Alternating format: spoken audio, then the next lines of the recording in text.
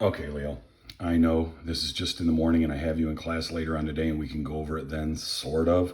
I just want to make sure I get this out to you right now. 3x plus 1/8. 3x plus 1/8 is equal to 5/8.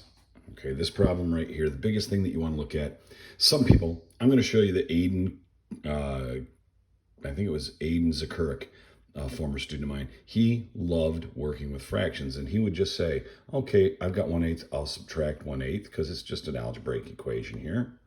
And I'd have 3x is equal to 5/8 minus 1/8 is 4/8, which is 3x is equal to 1/2.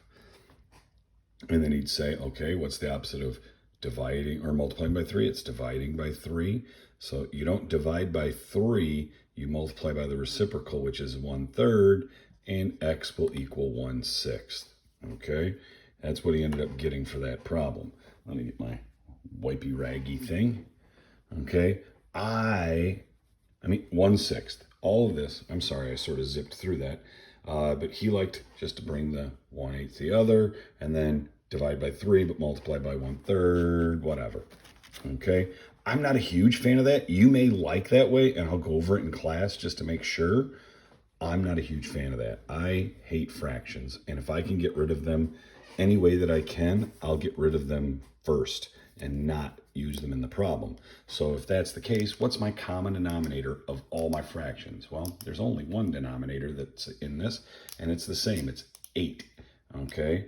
8 for the 1/8 and 8 for the 5/8. So multiply each piece of this problem by the common denominator. Because if I multiply this by 8, it's basically like multiplying by 8 over 1. I don't show it, it's implied. And I know some teachers, some students would be like, oh, I'd rather see it. Okay, I mean, I can, but I just look at it like this. I'm looking to cancel out the 8's anyways. So I'm just going to multiply everything in this problem by an 8. Cancels, I'm left with a 5. Cancels, I'm left with a 1. That makes 24x. Okay, 24x.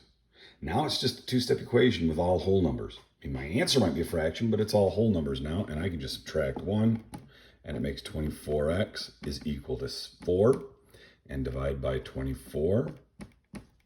And your fraction is x is 4/24, but you can reduce that. They're both divisible by 4,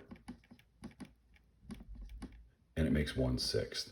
Either way, honestly, if you like the Aiden Zakurik way where it works with fractions, he loved working with fractions. I mean, more power to him if he likes fractions.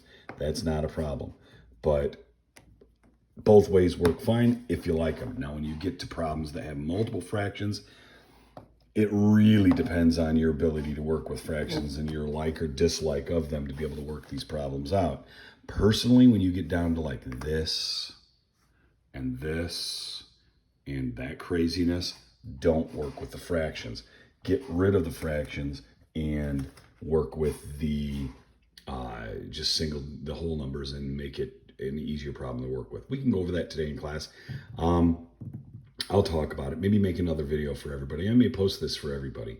If it helps you, just let me know. Alrighty? Thanks for asking. Bye.